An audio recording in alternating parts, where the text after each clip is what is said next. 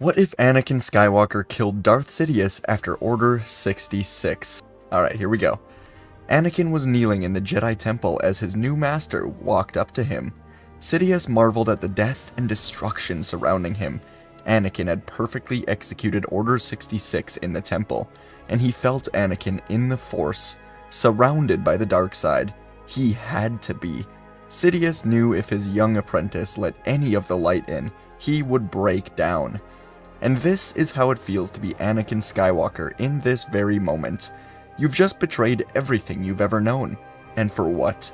Killed younglings because of a Jedi Council plot to overthrow the Chancellor? No, the Jedi had to die. You tell yourself that in order to save Padme, you must give in to the dark side, completely. But conflict runs through you. You can still hear the screams, the blaster fire. It echoes off the now silent walls. And in front of you stands your new master, Darth Sidious, the man who promised he could save Padme. But you now recall his words in the office after you cut down Windu, that this power to cheat death has not even been achieved by him, and now he wants you to listen to his every word. You barely can hear your master speaking. All you care about now is achieving this power to cheat death. There is no going back, and perhaps to do that, you must become the Sith Master. There's no time for you to be an apprentice. Padme is going to die. You look up to Sidious. His hideous face curls into a smile as he says that you have done well.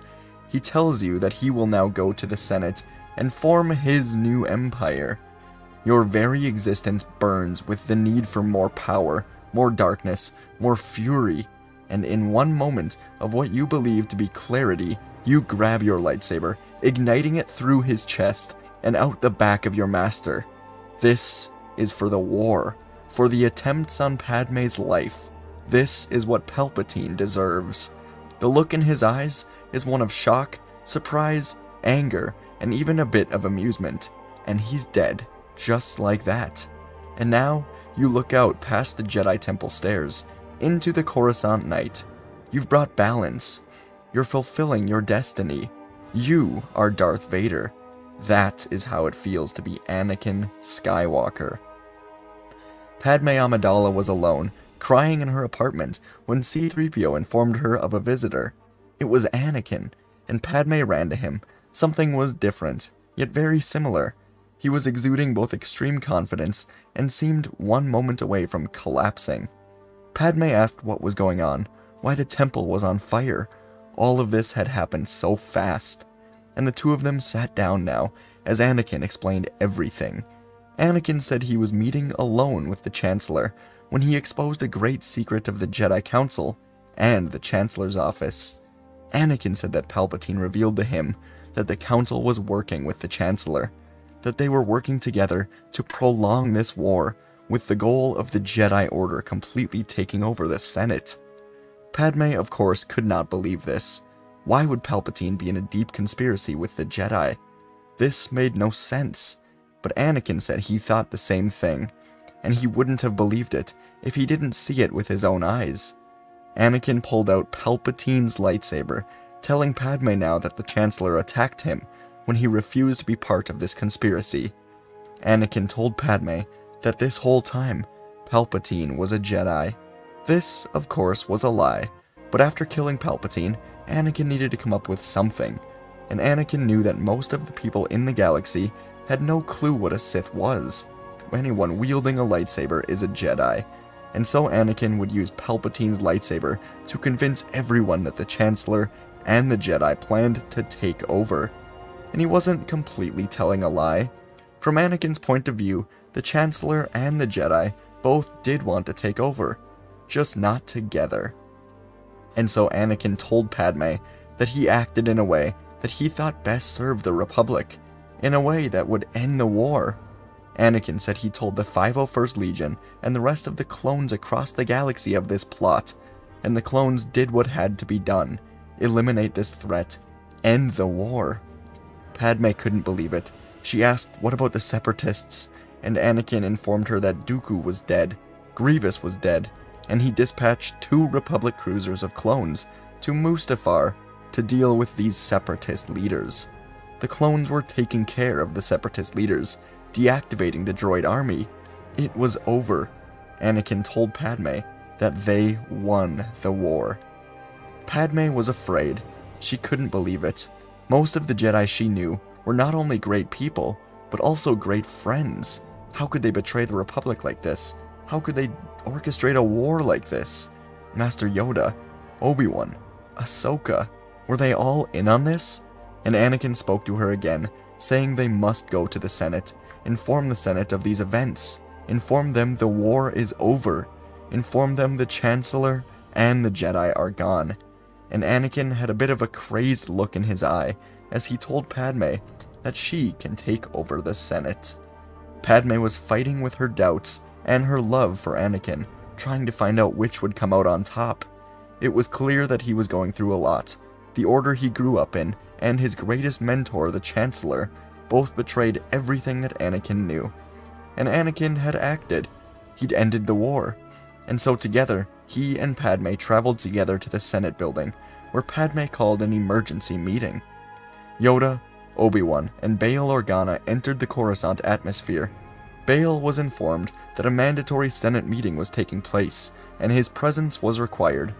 Bail said he would be there, and this gave Obi-Wan and Yoda the perfect distraction to go to the temple and turn off the beacon, calling all Jedi back to Coruscant. And so they departed, Bail to the Senate, with Kenobi and Yoda going to the temple. Anakin prepared to enter the Senate building when a familiar presence hit him in the Force. His old master, Obi-Wan. He survived. Anakin debated with himself on his next move. If Obi-Wan were to go to the temple, he could find the security recordings that paint Anakin as an apprentice to Palpatine. Obi-Wan could go to the Senate and expose Anakin for his lies. In this moment, Anakin told Padme that she must tell the Senate everything. The war was over. They were victorious. Anakin said he could find evidence at the Jedi Temple, and he took off back to the temple. The dark side was strong in him. He'd killed Jedi, killed his master, the treachery of the Sith. And Anakin stood outside the Jedi Temple now, pouring his anger and his rage into his new lightsaber. He remembered what Sidious had said. To bleed a lightsaber, you must take a crystal from a Jedi you've killed. And Darth Vader poured his anger into the crystal of Anakin Skywalker, the Jedi he killed. The crystal bled, and Anakin cracked it. Sparks flew. Anakin looked to his new lightsaber, red, crackling, unstable.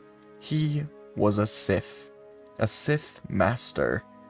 And inside the Jedi Temple, Obi-Wan and Yoda walked through the ruins. Death, destruction, pain. It was horrible. Younglings cut down by a lightsaber. Who could have done this? Obi-Wan noticed Yoda staying silent, as if he knew the answer. And deep down, Obi-Wan knew the answer as well. But he wouldn't admit it until he had proof. He couldn't. And soon enough, the two of them came upon a security room. Just outside of it lay the body of a hooded man. He was burned, scarred, deformed, but after a closer look, the two of them realized it was Palpatine. He was dead. A lightsaber stabbed directly through him. This was shocking. It didn't make much sense. But Yoda said that once someone is consumed by the dark side, they crave power. They get one taste of it, and they need more. It's like an addiction.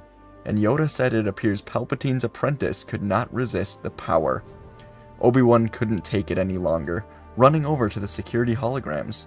He switched it on, and what he saw was nothing short of galaxy-crushing inside of Obi-Wan's head. His student, his friend, his brother.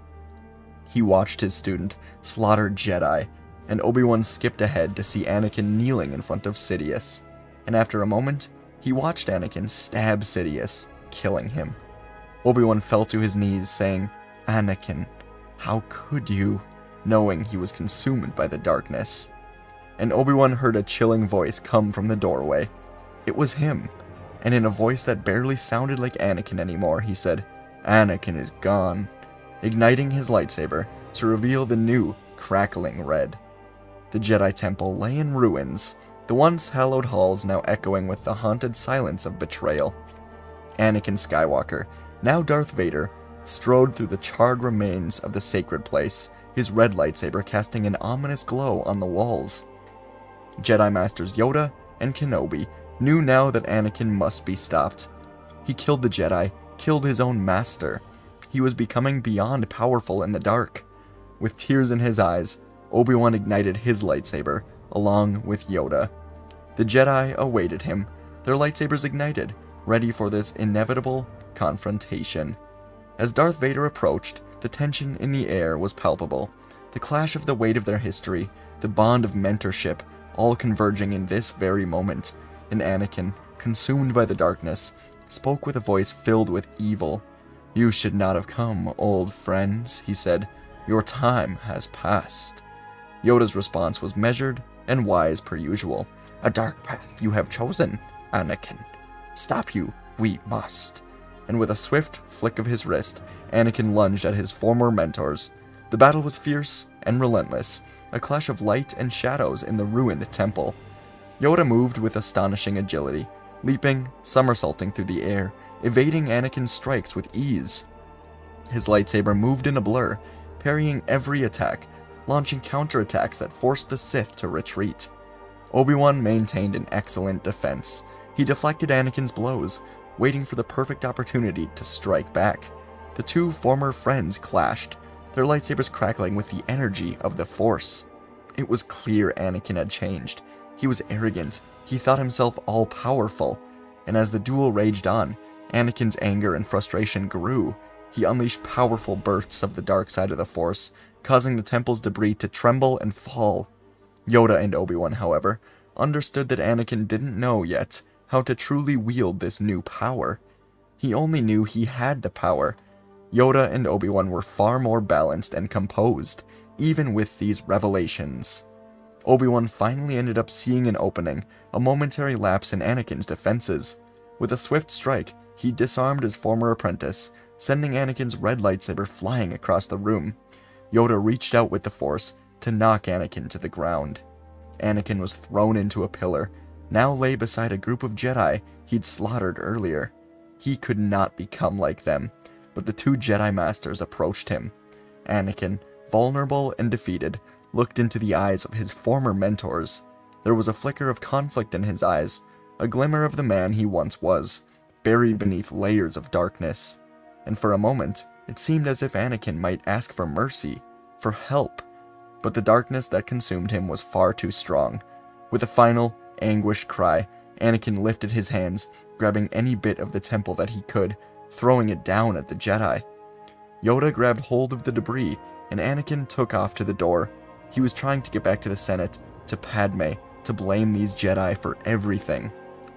Obi-Wan ran after him, as Yoda placed the debris safely to the ground. Anakin leapt into a speeder and took off back towards the Senate building. But Obi-Wan did what he had to do, throwing his lightsaber at the speeder, guiding it with the Force. The lightsaber spun in the air and cut through the engines. Obi-Wan guided it and watched it sear through Anakin's side. Obi-Wan heard his old student scream in pain, and the speeder erupted into flames. Anakin burned inside of it as the speeder spun out of control, spinning into the Coruscant underworld. The speeder eventually crashed into a wall, exploding. Obi-Wan couldn't see anything through the smoke and the flames, but Anakin was truly gone.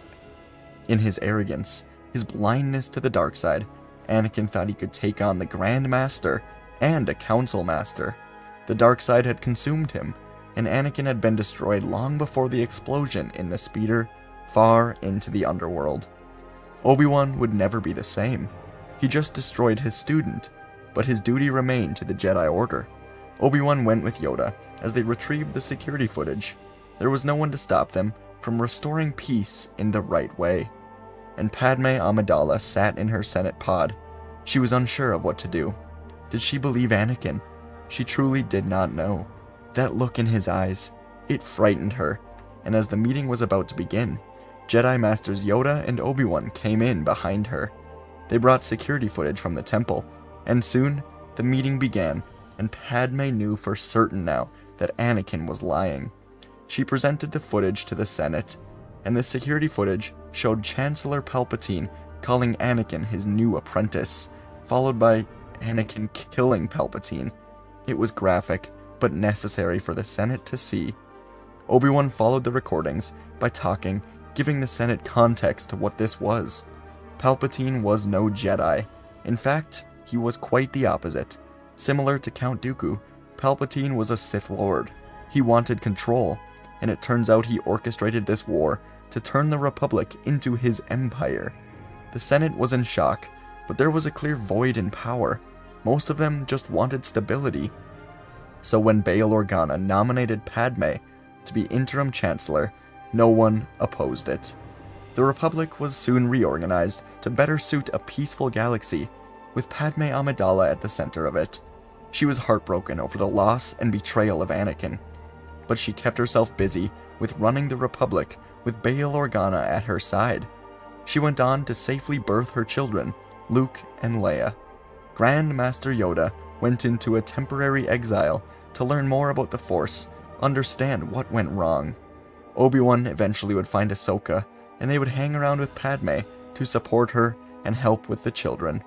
The Jedi Order was broken, but not dead, more so taking a necessary break, and the clones all went through mandatory chip removal once Rex and Ahsoka revealed the chips to Padme. They guarded the Republic from any threat that may emerge. They won, but all of them missed Anakin Skywalker. But he did not miss them. Grand Master Yoda was walking slowly to his ship on the planet Tython.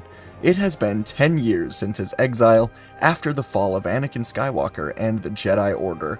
The Republic was rebuilt, and the Jedi Order was set to begin again as Obi-Wan Kenobi and Ahsoka Tano were training young Luke and Leia Skywalker, along with a group of around 100 Jedi Knights that survived Order 66.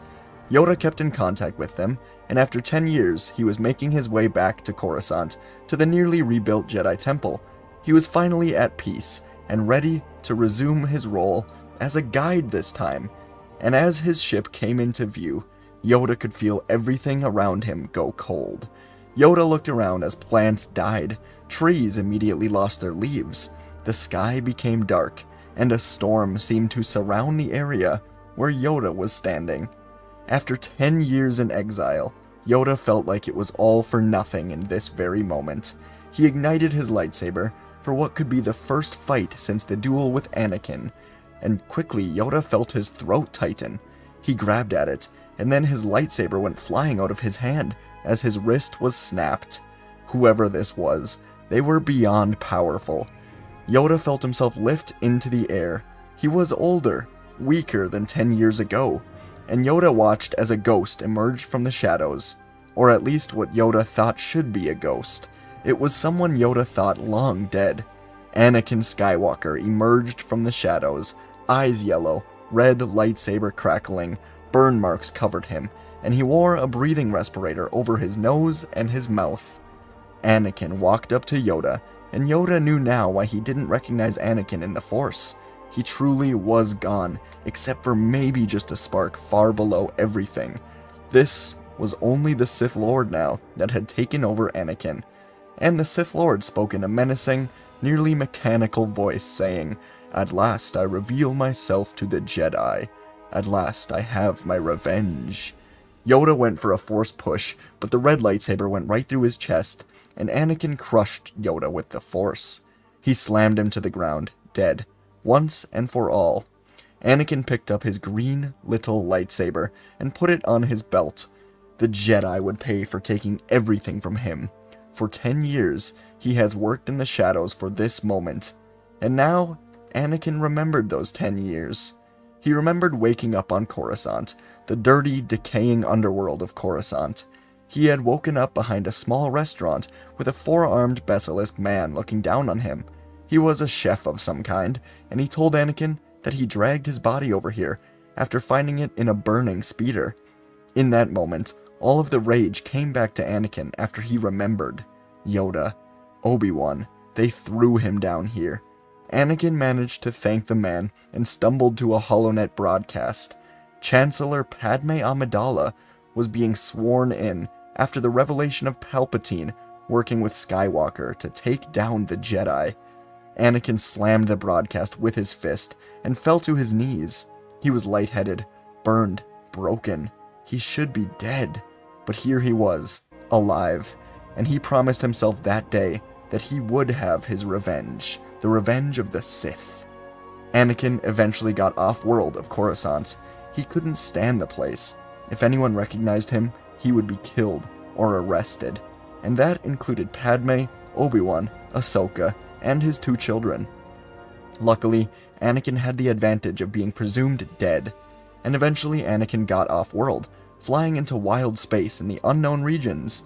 He had somewhat of a plan, but it would require a great amount of searching for the right person. Thrawn. In the Clone Wars, Anakin had worked with a man named Thrawn, and Thrawn revealed that he was looking to partner up with a galactic power to fight against an emerging threat in the unknown regions. But at the time, Thrawn decided against working with the Republic, as their democratic ways allowed for too many different points of view. Now, if Anakin could find Thrawn, perhaps he could convince him to join him, and together they could create a galactic empire. 2 rulers, Anakin and Thrawn. And Anakin spent around 5 years in wild space, alone, searching for Thrawn. Over time, he developed himself a breathing apparatus to cover his mouth and his nose. The speeder explosion on Coruscant hindered his breathing, but this fixed it. He became extremely strong in the dark side of the Force, focusing all of his emotions on pure power. And one day, Anakin was making camp on the planet Lasatra when he finally stumbled upon a small group of Chiss warriors. The group surrounded him, and Anakin could have destroyed them, but instead, he said that his name was Anakin Skywalker, and he was looking for Thrawn. Soon enough, the group went and found him, and Thrawn emerged. Anakin explained his proposal. If the 2 of them were to work together, they could create an empire capable of protecting Thrawn's people from any threat. Anakin needed an army, and Thrawn needed an empire to help his people. Eventually, the 2 of them agreed, but Thrawn said that he could not spare his people as an army. But he had another idea, a better idea. And so Anakin and Thrawn took off again to a new world. Thrawn was perhaps the most intelligent man that Anakin had ever met, and so Anakin trusted him as they landed on Dathomir together. Thrawn noted that this was a different version of Anakin, but perhaps it was the version that Thrawn needed for their grand plans. After a long walk, they eventually found a secret Night Sister Morgan Elsbeth. Thrawn explained that he and Morgan had long-term plans of building an army for themselves, but with Anakin here as well, they could build an army now and use it to fight the Empire. Anakin didn't understand. How could they build an empire? But then Morgan began to call upon Night Sister magic, and the 2 Night Sisters rose from the ground, undead Night Sisters. This would work, and the army would be undead clone troopers. Together, Anakin, Thrawn, and Morgan Elsbeth traveled to Geonosis, where the bodies of thousands of clone troopers resided, buried under the sand. The Clone Wars had seen 2 major battles here, and the thousands of dead clones were still here, in the sand. They would soon serve Skywalker as undead members of their army. After around a year, all of the fallen clones on Geonosis had been discreetly revived and brought to the planet Hoth, an empty planet covered in snow where no one would ever find them, and the undead clones, completely loyal to Anakin, stayed, waiting for orders. Anakin and Thrawn now controlled an army of thousands, roughly 10,000 undead clones from Geonosis and other selected planets where terrible battles had taken place. And over the next 5 years, Anakin and Thrawn secretly orchestrated small, untraceable attacks on the New Republic buildings. New Republic everything. They would use the undead clones to hit medical facilities, communication stations, even disrupt cloning operations on Kamino, eventually forcing Kamino to stop production until they figured out what was going wrong. After these 5 years, the New Republic was imploding upon itself, and they had no idea why or how. And now we are back to the present day, as Anakin breaks out of the memory. This was the perfect moment for attack. All of the Jedi were in the temple, awaiting Yoda's return. But Yoda was no longer the Jedi returning today. With Yoda's lightsaber on his belt, Anakin boarded his ship and met up with the fleet of 5,000 undead clones. At one point, they had boarded a Republic cruiser and taken it over for themselves. Another 5,000 clones were spread across the galaxy, led by Thrawn, forcing resources away from Coruscant. And with the fleet, Anakin jumped to hyperspace for the grand play. Chancellor Padme Amidala was visiting the rebuilding Jedi Order in the temple on Coruscant. She was checking to see the progress of Luke and Leia. As she made her way up the stairs, she would pass a few Jedi that she'd become quite familiar with. This included Cal Kestis, Caleb Dume, Luminara Unduli, and Kelleran Beck. Padme eventually found herself in a training room where Luke and Leia practiced lightsaber forms with Obi-Wan and Ahsoka. This warmed her heart, and in the 10-year-old Luke she could see the boy she met on Tatooine, Anakin. Oh, how she missed Anakin. She remembered Anakin, she thought about the New Republic, kind of imploding upon itself, and she didn't know why. And while zoned out, Padme received a call. The New Republic cruiser that had gone missing years ago had just returned, and ships were launching from it above Coruscant. The clearance codes were checked out, and it was all clones on board. This was strange, and Padme said she would make her way back soon enough. This cruiser had been missing for years, and the clones aboard it were still just returning to Coruscant, like nothing was wrong. This was all very weird. Padme got up to leave after greeting the Jedi and her children, and she began to descend the steps in the temple, but she saw clone troopers filing in through the large door at the front. This was extremely peculiar. Their armor was broken, dirty, and the clones all walked in a way that just seemed off. Padme had a bad feeling about all of this. She had to alert Obi-Wan and Ahsoka, and the Jedi below seemed to have a bad feeling as well. Padme saw around 15 surviving Jedi walk up to the clones and ask what was going on, why they were entering the temple. The clones all made room for someone to enter through the middle of them, and Padme had her world shatter as she realized who this was. Entering through the main doors, Anakin Skywalker walked right into the Jedi Temple with his own new army. And nobody ever saw it coming. Padme hid around a corner and watched as Anakin dropped Yoda's lightsaber to the ground. Then, Anakin ignited his own red lightsaber and attacked the 15 Jedi. The clones began firing at the Jedi as well, and all 15 died quickly to Anakin's red saber, or the clones' blasters. Padme sprinted back up the stairs, hiding, and clicked a button on her datapad. This alerted the clone army of the Republic, stationed on Coruscant, of an invasion on her position. They would be here soon, but they would be fighting their own brothers, or some undead version of their brothers. It would be chaos. Padme ran up the stairs where Obi-Wan, Ahsoka, and her 2 children were about to leave. Padme demanded they all go back in and wait for the clone army to come save them. Down inside the Jedi Temple, Anakin was doing what he did 10 years ago, walking through the Jedi Temple with a brainwashed clone army on his side, cutting down each and every Jedi.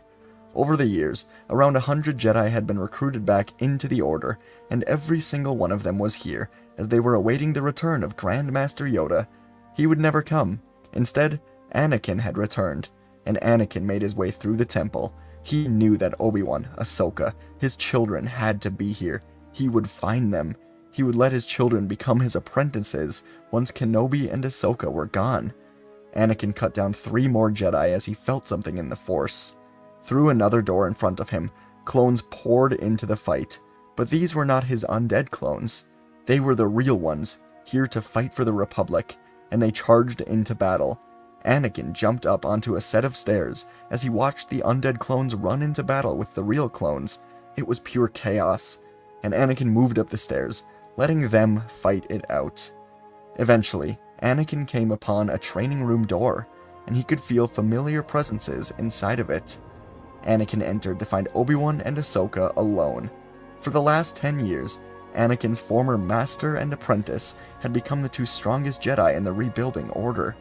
They were far more of a formidable match than the old, exiled Grand Master Yoda, and Anakin stared at his old friends, his yellow eyes burning with hatred. Obi-Wan took everything from him, and Ahsoka had chose to join him. Today, they would die. The training room in the Jedi Temple, usually a place of harmony and growth, where young Jedi honed their skills, where Anakin had honed his skills. But today, it was a battleground. Anakin Skywalker, once a hero of this Jedi Order, had his red lightsaber ignited with a glow as he faced off against his former friends. The room was dimly lit, casting shadows across all of the combatants. Anakin's yellow eyes bore into Obi-Wan's blue ones, filled with a hatred and anger that consumed him. Anakin lunged at Obi-Wan, his red lightsaber slashing through the air with precision. Obi-Wan, still carrying the weight of their history, met the attack with his own blue lightsaber. The clashing of their sabers echoed through the chamber, sending sparks in all directions. Obi-Wan and Ahsoka thought Anakin had been long dead, so seeing him here today was haunting. It was something straight out of the nightmares that Obi-Wan had had for years. He'd finally trained himself to let go, but now here was Anakin, once again trying to kill him. But Obi-Wan and Ahsoka fought to protect Padme and the children of Skywalker. They would do what they must. Anakin's rage-fueled strikes pushed Obi-Wan back, and Ahsoka jumped in to help, igniting her 2 blue lightsabers, joining the fray. The 3 combatants engaged in a familiar duel of lightsabers, their movements a blur of skill. Anakin's mastery of the Force gave him an advantage, allowing him to launch attacks with the Force at his opponents, while maintaining the offensive with his lightsaber. The room's training equipment became collateral damage in the battle. Droids and training remotes were torn apart by stray lightsaber strikes, Force blasts. Sparks rained down from damaged equipment, adding to the chaos of the fight. Despite Anakin's immense power, Obi-Wan and Ahsoka fought well together. They blocked Anakin's attacks, seeking an opening to strike back. But Anakin's relentless onslaught continued, and he pushed them to the brink of exhaustion. Ahsoka knew that the only way to end this conflict was to bring Anakin back to the light, so she used the Force to reach out to him, attempting to break through the darkness that consumed him. Her voice was filled with emotion. Ahsoka pleaded, "Anakin, please come back to the light." And for a moment, Anakin's frenzied attacks wavered, and a flicker of doubt did cross his mind. In the deepest part of him, he had love for Obi-Wan and Ahsoka, but the darkness within him overtook it, and he redoubled his efforts, launching a devastating Force push that sent Obi-Wan and Ahsoka sprawling. As the two Jedi struggled to regain their footing, Anakin advanced, his red lightsaber poised to strike the final blow. The outcome of this duel hung in the balance, and Anakin rose his lightsaber to cut them both down. But as Anakin swung, his lightsaber was pulled from his hand. Anakin turned quickly to see a young boy holding his lightsaber. And Anakin knew immediately, this was his son. And from behind the boy, Padme was sprawling out in fear, trying to get back to Luke. And Leia was beside Padme. The 3 of them had been hiding away. Anakin looked to Luke, a brave young boy trying to save his friends. And Anakin looked to Padme, fear in her eyes as she looked at Anakin, fear of what he had become. Anakin looked to his children and asked them to join him. Luke was so young, but so much like Anakin at that age. He looked at his father, and the young boy said that he could never join someone as evil as him. Luke said that he was a Jedi, like his father before him, so young, but so brave. And these words hurt Anakin more than any lightsaber ever could. He failed. He didn't just fail his children, he failed himself. Padme, the Jedi. Anakin realized here and now, after 10 years blinded by the darkness, that everything was his fault. He gave up a life of happiness with his children, with his wife, because of power. He wanted power to save Padme, and yet here she was in front of him, afraid of him. They betrayed him. No, Anakin betrayed himself, he knew now, and he fell to his knees, letting go of the darkness. And he felt a lightsaber impale him from the back. Obi-Wan was completing the mission, and Anakin knew it was the right choice. Anakin took one final look to Padme, Luke, and Leia, and told them he was truly, deeply sorry. And in his dying moments, Anakin used one final move in the Force. He Force-projected himself to Dathomir, where Morgan Elsbeth resided, controlling the undead clones. This was a power in the Force that would have likely killed Anakin, whether he was dying or not, so this was the perfect time to use it. As he projected himself across the galaxy in front of Morgan, Anakin used the Force to kill her, and as Morgan died, so did every single undead clone trooper. Anakin came back to the training room for one final second, and realized now that Padme was holding him as he died. A tear rolled down his cheek. He hated what he became, betraying himself. But Padme and his children brought him back in the final moments, and here and now, Anakin died. This had been the ultimate test for the new Jedi Order and the rebuilding Republic, but they survived it. Yoda was gone. 50 of the 100 Jedi in the temple had been defeated, but in the end, they survived. Thrawn knew it was over as his undead clones died, and he went back to his Chiss ascendancy. And over the years, Luke and Leia would become what their father should have become, the greatest Jedi ever. Chancellor Padme Amidala and her 2 children would lead the galaxy to true peace, with the Sith destroyed for good this time. And there was peace. And that's where part 2 ends, the final part. Folks, what did we think? It was kind of bold, right? Maybe? Let me know what you thought. I had fun writing it, fun talking about it. Hopefully I'll have fun editing it and reading your comments. Be nice, alright? Anyways, I appreciate you guys. Thanks a ton, and I'll see you in the next... Wait, what do you want to see tomorrow? Fanfiction tomorrow. I have one ready, but I might do a different one, so let me know. Anyways, I'll see you in the next video.